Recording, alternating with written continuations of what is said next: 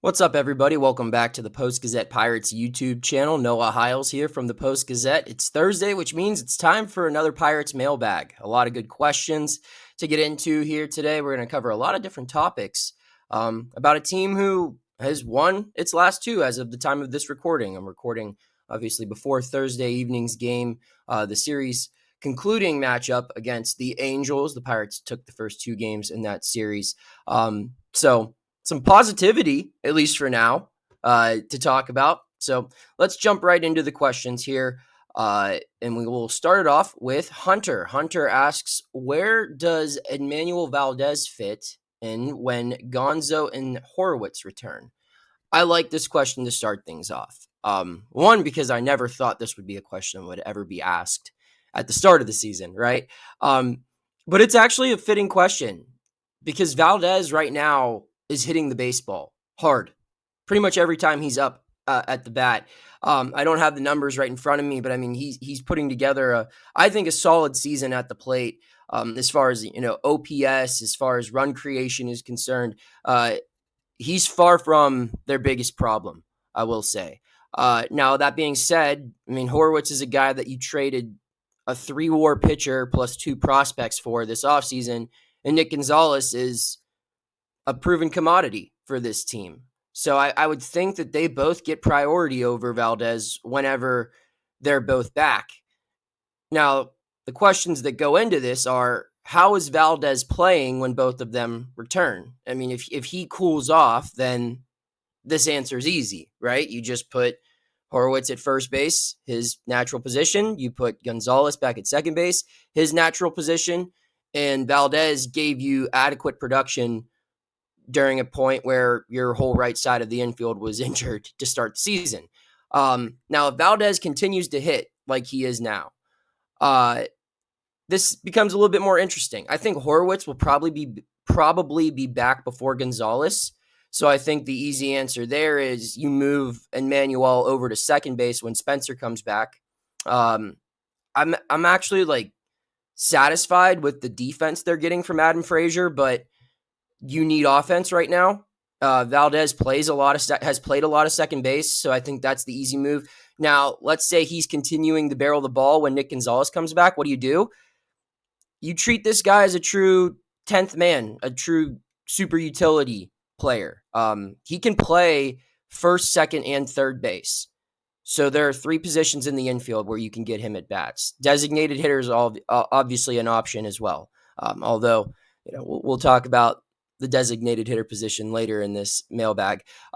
He's also played a little bit of corner outfield, not a ton. And I'm not sure that you want to, play him in right over Brian Reynolds, but it's an option. I mean, if they never get anyone going for that third outfield spot, it's worth considering, hey, do you move Reynolds back over to left field and either have Kutch be the everyday right fielder or get Valdez some opportunities in right field? Or Horwitz. I mean, he's also played right field. So maybe you move Horwitz to right and have Valdez continue playing first base. I don't know. I think overall, though, the way this question can be answered is, one, he's got to keep doing this. If he's still hitting the ball well by the time both of these guys are back, then that's a very good problem for the Pirates to have. And you just have to get creative with how you put him in the lineup. Unless if he's, on like an all-star campaign, I don't see a need to have him replace either of these guys as everyday players just because both of them mean more to the organization right now. But you got to play your guys who are hitting the ball. I think that's been a point that's been heavily expressed over the past week. And if Valdez keeps hitting the ball, then they have to figure out a way to get him in the lineup. If it means moving around who plays in the outfield, if it means platooning him at different infield spots, I don't know. But I think there's a variety of ways to do it if he deserves that playing time when this time comes when everyone's healthy. John wants to know, when Endy Rodriguez comes off the IL, does that mean Henry Davis is going back to AAA, or is there a chance that one of the struggling outfielders might be removed? I don't think it will have much to do with the outfielders, simply because I don't think they want to roster 3 catchers. I know Endy can also play first base, but I just don't think there's enough at-bats to to go around between those three, especially with how Valdez is playing at first, like we just talked about. That's your left-handed bat at first base right now. So I don't think Endy's taking away any playing time there. I know Endy's a switch hitter and you can bat him right-handed, but I think Triolo's hitting the ball just as well as Endy Rodriguez, and he's a better defender. So you have your righty-lefty platoon at first, and you don't want to carry three catchers. I personally would option Endy whenever he's back to full health. That's not to say that I'm giving up on the idea of Endy Rodriguez being a big league player. I still think there's tons of potential there. I just don't think he looked very good in the first couple of weeks of the season. I don't think he looked great defensively, either at catcher or at first base, and he wasn't hitting the ball well. So I think there's more to gain from having him go down to AAA. And again, it's important to remember this guy missed most of all of last season, aside from like 5 or 6 rehab games. He pretty much did not play all of last year. So maybe it's smarter to get him an Indy and get him some repetition behind the plate, but more importantly, get him consistent at bats against lesser pitching and some reps at first base, where he only played 1 game in spring training. And I think that shows he might just need more repetition in a lower pressure situation, similar to what we saw with David Bednar when they optioned him. Henry Davis hasn't looked amazing at the plate, but I will say defensively, he's probably their best catcher right now. So that alone is enough to keep him as a backup. Bart's hitting the ball, so you have your offensive threat, and you got to play him for the majority of these games because, again, offense is the priority right now. But if you're looking at a backup behind Bart, I think right now you're better off taking the better defensive option, and Henry Davis's defenses look better than Endy Rodriguez's so far this year. I'm not saying that that's a permanent conclusion I've reached. I'm just saying from what I've seen in regular season baseball, Henry Davis is the better defender of the two. You need to get Endy right, both as a defensive catcher, defensive first baseman, and also get the bat right. So that's why I would option Endy and keep him in the minor leagues after his rehab assignment ends. Scott wants to know, was Kutch forced onto Ben Cherington and Shelty, he said Shelby, it's Shelty, by nutting? Is that why there appears to be a resistance to play him more? So I will say that nutting played a factor in bringing McCutchen back. Like, that's been documented, that he had his hands in this. This wasn't just something that Ben Cherington identified and pursued. This is something that McCutchen reached out to the Pirates, and nutting wanted this to happen, and that's how that reunion started in 2023. And it seems to be the continuing theme, where as long as McCutchen wants to come back, he's going to get an opportunity to come back if he keeps performing at an, above average level, which he has been at the plate. So, nutting definitely played a part in McCutchen coming here. I don't think that Shelton and Cherington hold that against him, though. Right now, again, I think they welcome any type of offensive production. I think the issue with McCutchen here is there are different points of view on how to get the most out of him. The Reynolds injury in late March created a situation I don't think they had planned for, where he was healthy enough to hit and could only play DH. And they hadn't prepared for that scenario where they would have to choose between Reynolds or McCutchen as the everyday designated hitter.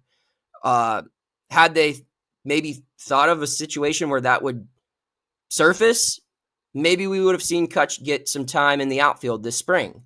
But he didn't. He hardly got, I don't think he played 1 game in the outfield throughout spring training. Maybe he did and I missed it, but it certainly wasn't a ton of repetition. So I think because of that lack of repetition and his injury history, they were worried with just making him an everyday player as far as an outfielder was concerned, because there were like 2 weeks where all Reynolds did was play DH. So during that time, it was a concern of not playing McCutchen day to day, but playing him day to day in the outfield, where he hasn't been an everyday outfielder in years. He's played it sparingly, but typically he would play the outfield and then either DH or get an off day the next day. So that was the concern, where they didn't want to challenge him with something that he hadn't really done in a couple of years. Now, on the flip side of that, McCutchen was saying he's healthy enough to do it, and he was wanting that opportunity. He recognizes that his bat in the lineup every day, regardless of where he's playing in the field, be it DH or right field, gives this team a better chance to win. And that's what he ultimately wants to do here, is win baseball games. So that's what he was pushing for. He was saying he understands the idea of wanting to rest him, but he knows they need to win games, they need to score runs, and he helps them do that. So he was willing to take on that challenge that, although he hasn't done it in a few years, he's done it for many years throughout his career. He's been an everyday outfielder for a long time. He says his body's ready, and that's the debate here is, do you trust the guy who says his body's ready, or do you trust the plan that you had for him to keep him healthy all along, which was, these built-in rest days or not starting him or whatever you want to phrase it to ensure that he can be healthy into June, July, August, September.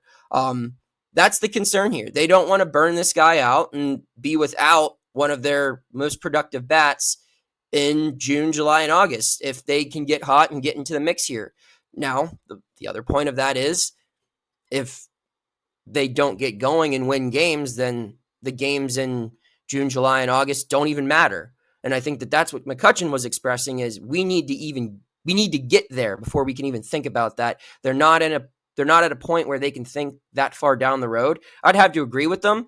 But it's interesting. So to answer this question, Scott, I don't think the playing time issue really had much to do at all with if they wanted Kutch here or not. I think they're happy he's here. Although maybe like in 23, it wasn't part of Cherington's plan to bring him in. I think they're happy that Kutch is here because they recognize the value he provides. But at the same time, it became a challenge to get him in the lineup when he wasn't really, in their eyes, prepared to play any other position aside from designated hitter, and they had to fill that role with someone else. So, Open Creations wants to know, where do you prefer Spencer Horwitz in the lineup when he returns? For me, he would prefer him leadoff. I think it would be better than for Horwitz and Reynolds to get on base and in position for Cruz to knock in 1 to 3 runs. I'll disagree here. I think the lineup has looked too good with O'Neal Cruz batting leadoff. It's been the most productive we've seen it this season. Particularly because you're getting the most out of your 2 most important bats. Actually, 3. You're getting the best at bats of the season from Cruz, Reynolds, and McCutchen, with them batting 1, 2, 3. For that reason, I won't change it. Unless something changes, but Cruz leading Major League Baseball in stolen bases and being their most dangerous power bat provides such an interesting dilemma for the opposition, because you can't pitch around him, because if he gets on base, draws a walk and gets on base, he's going to steal second, and then you're a base hit away from being down 1-0. You also can't pitch him in the zone, because if you do, there's a chance he's going to send it 463 feet like he did Wednesday night. And I think the lineup protection he gets with Reynolds and McCutchen batting behind him creates interesting problems. And then also with IKF turning over the order at the 9 spot, you still get a little bit of an opportunity for him to be a run creator as far as driving runs in. That's why I would bat Horwitz 8th, because he's probably one of their better, I would say probably second best OBP guy in this lineup when he's at full health. So theoretically, you get Horwitz and IKF on base consistently, batting 8th and 9th. That gives Cruz an opportunity to still do what you're saying, Open Creations, and that's knock in 3 runs with one big swing of the bat.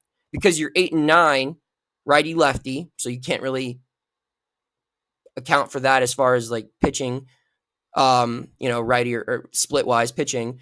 But IKF and Horwitz get on base, you still have Cruz as a run creator, right? And then you still also get the benefit that you're currently getting from him as a leadoff hitter with Reynolds and McCutchen behind him. So that's why I just would not change anything with the top third of the lineup right now. It's producing at the highest rate we've seen all season. And if it ain't broke, don't fix it. We don't know what Spencer Horwitz is going to look like right now. He's playing catch up. That's why I would bat him 8th in front of IKF and see what you get there. I think there's more opportunity there. Got a couple more questions, but first, before we get into that, I want to hear from our sponsor, which is Greenewalt Roofing. Hey, Pittsburgh. When you think of great roofs, you think Greenewalt Roofing Company. With over 20 years experience, Greenewalt knows your roof is your home's first line of defense from rain, wind, snow, and ice. That's why Greenewalt Roofing's standard for perfection is so important. You can trust that their team of experienced installers will treat your property like it's their own. When it comes to roof replacements, Greenewalt Roofing is Pittsburgh's only choice. Visit greenewaltroofing.com today or call 412-314-8882 to schedule your free estimate. VA contractor number 36262. Big thanks to Greenewalt Roofing. We'll get back to the questions now. Alec asks, do you have any idea where the Pirates' heads were at with making Carmi a starter? Early returns haven't been good, and starting pitching is the one thing they have depth from at a system standpoint. If they call up Bubba, does Carmi go back to the bullpen? Here's my point of view on the decision to make Carmen Mlodzinski a starter. This is something he's always wanted, right? He's been vocal about that. He's always wanted to be a starting pitcher. I remember him telling me that last season.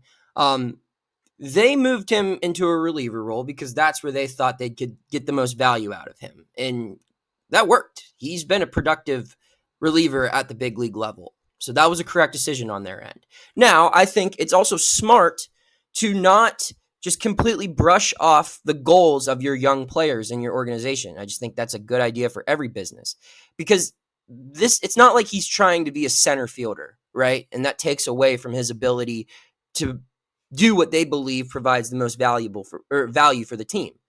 He just wants to transition into being a starter. So all of the extra work that goes into being a starter, building volume, adding more pitches into the mix, refining those pitches, that doesn't make him a worse reliever. If anything, that makes him probably a better reliever. So there's really no downside as far as what you're getting from Carmen Mlodzinski with this decision. Now, was it the best decision for the team? I don't know, because, he hasn't been a great starter, but I don't think they were planning to make him one of the 5 guys in the opening day rotation. It was either going to be Jones or Oviedo, and both of them went down with an injury. So because of that, they had to choose between Carmen, who threw the ball well in spring as a starter, albeit, he's thrown 4 innings. But then you also were choosing between Bubba Chandler, who, if you look at how they're developing Chandler right now, he's on a similar progression plan to Skeens as far as volume buildup. Going 3-4 innings, 60 to 70 pitches. They're progressing him with the thought that the bulk of his innings he throws this year will be in the major leagues. I think that's a smart plan. That worked well with Skeens, where you let him check the boxes of development that you need to check in a small sample size in AAA. That way you can get the most out of his workload when he's up in the major leagues.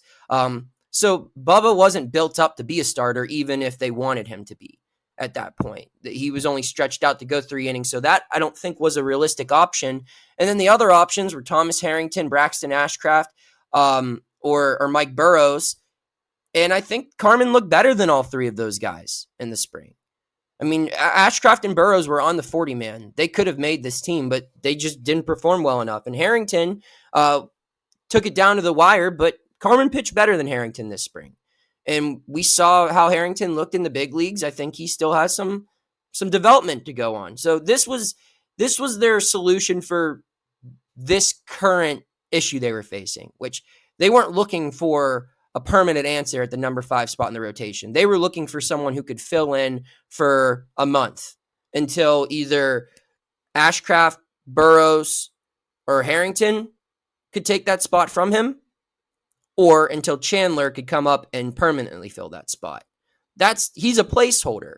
And if he pitched well enough to make himself a permanent rotation guy through this opportunity, then that was a problem they were definitely willing to welcome, but that hasn't been the case. So I think they're just kind of going to try to ride this out. Thankfully for them, they are getting good length from most of their starters right now, so their bullpen isn't fully taxed, so they can prepare to cover 5-6 innings of relief if need be when he's starting. Obviously, that's not ideal, but because Andrew Heaney and Skeens and Keller are going deep into ball games, you really only need to use your bullpen for 1 to 2 days a week, depending on how far Falter goes, because he's gone deep into some games. So, yeah, it's not the most aesthetically pleasing thing right now, but I think based off of that situation, I get their line of thinking, because you don't want to alter. They clearly had a plan for Bubba Chandler, and you don't want to alter that plan just because of a couple of injuries. I think anyway. You want to, if they're planning to follow the same kind of model that they did with Skeens, that went pretty well last year. So I wouldn't deviate from that just because a couple of unexpected injuries took place. They needed a placeholder, and they got it with Carmen. It just hasn't worked out great. But I don't anticipate him being a starter much longer. I think, eventually they're either going to option him to continue working on being a starter in AAA, or they're just going to move him back to the bullpen where they know he can be a very valuable asset in a multitude of roles. So we'll get into our final 2 questions. These are YouTube only. Greg asks this one, and this is a good opportunity because, I don't know how to address stuff like this, and this is a perfect way to do it. Greg goes, will these questions be asked to Shelton or the front office? If not, I don't care and don't waste our time. Well, first off, Greg, this is a mailbag, so these are questions from me. It's not a suggestion of what I should ask other people. A mailbag, that's how it works, is people come with their Pirates questions to the host of the mailbag, which in this case is myself. So I don't understand your line of thinking there. And as far as the whole tough questions narrative, I get it.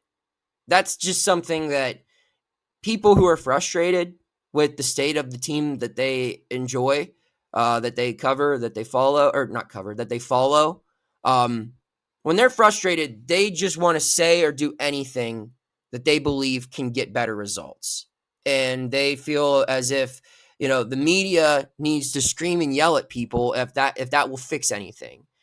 I can assure you that pretty much every question that the folks who are saying, oh, ask the tough questions, I can assure you that pretty much every question you want to be asked has been asked. It just hasn't been asked maybe in the tone that you would like it to be asked in. And that's because you have to do this job with a certain level of professionalism. I can't come in and have the passion of a diehard Pirates fan because that's not my job. I'm supposed to be a reporter. I'm supposed to be objective. So, well, yeah, I can hit on all these points. You have to do it with some professional courtesy, because that's how this works. You can't just go in guns a-blazing and screaming and yelling. That's going to get nowhere. And the other part of this is I can ask whatever questions I want to, what you want me to. I can't control the answers. At a certain point, these guys are going to say what they say, and if that answer is something you disagree with, then that's where it ends. I could push them on their decision-making and, offer counterpoints left and right, but at the end of the day, they made these decisions, and I'm sure they have heard these counterpoints, and I will offer them, but they're going to stand by the decisions they make. Or sometimes they'll say, maybe I made the wrong decision, but either way, they're the ones who are making the decisions. So their answers are their answers. I can't force them to say anything. So I get there's frustration with the team, but media just screaming at the general manager or the manager or the owner is not going to make the team win more games. It's not going to force anyone to sell the team or someone to get fired. None of that's going to happen. I'm there to ask questions, to get answers, to get information, to accurately report what's going on, to tell every side of the story possible. But if I can't help that you don't like the answers that I get, that's their reasoning. I can't force them to change their reasoning. I'm not the coach. So I hope that gives a little bit of perspective on how this works, where just because you don't hear me yelling at Derek Shelton after a game, that I'm not asking the quote unquote tough questions. I feel like literally everything that people want hit on is asked. It's just not asked in maybe the tone that you would like it, because that's just not how this works. And again, we can't force them to say what you want them to say. We can't force them to say something that they don't believe or didn't agree with. It's just they're going to say what they want to say, and that's it, because that's what they're doing. They're going to say what they were thinking and what actually led to them making the choices that they do. That's how this works. So, final question comes from Rob. What does the team have to lose with calling up an older minor leaguer like Nick Solak, who's crushing the ball right now in AAA? What do they have to lose? I would ask, what do they have to gain? Solak's having a really good start in April in AAA. He's 30 years old. He should be hitting the ball well in AAA, quite frankly. I mean, this was a guy who was a former second-round pick. He's played in the major leagues. He's been a regular starter. He should be playing well at that level.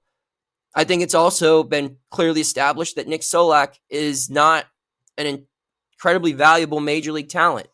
Does he make this team better? Maybe. I don't know. I don't think Nick Solak's a better player than Adam Frazier. If he was, then he would have been offered a major league deal.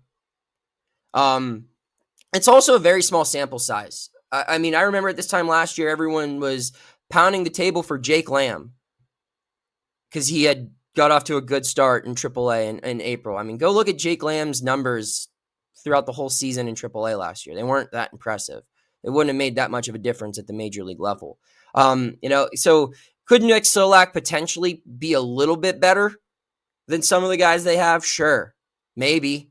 Is he going to make a world of difference? No. And is it worth burning a roster spot because he's not on the 40-man? So now you're talking about designating someone for assignment, and your options would either be giving up on a younger player who you clearly thought has a higher ceiling than Solak. Are you going to give up on a guy like that for Nick Solak? I don't see why you would. Or are you going to DFA someone that you paid more money, that you took a bigger gamble? Are you going to give up on, and I know that some fans would love to see this, but like you made a $4 million investment in Tommy Pham. You made a $1.5 million investment in Adam Frazier. You can't give up on those investments 1 month into the season. That just doesn't work that way. So I don't see a route for Solak to get here that makes sense. I don't think he's a talent worth burning a 40-man roster spot for, because we kind of know what Nick Solak is. I don't know. You can disagree with me all you want. I would not rather have Nick Solak as an everyday second baseman over Adam Frazier, and I definitely wouldn't want him as an everyday shortstop over IKF or everyday third baseman over Hayes.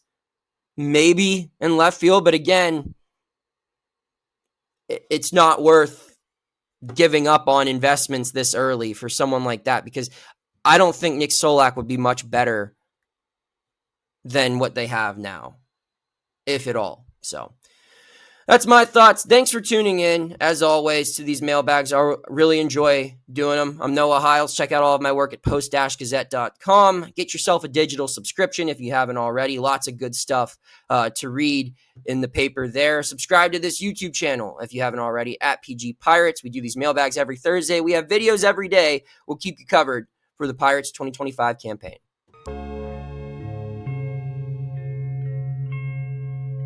Thank you for checking out this content from Post-Gazette Sports. If you watch this video on YouTube, please like the video and subscribe to our channel. For all of the sports coverage the Post-Gazette has to offer, visit post-gazette.com.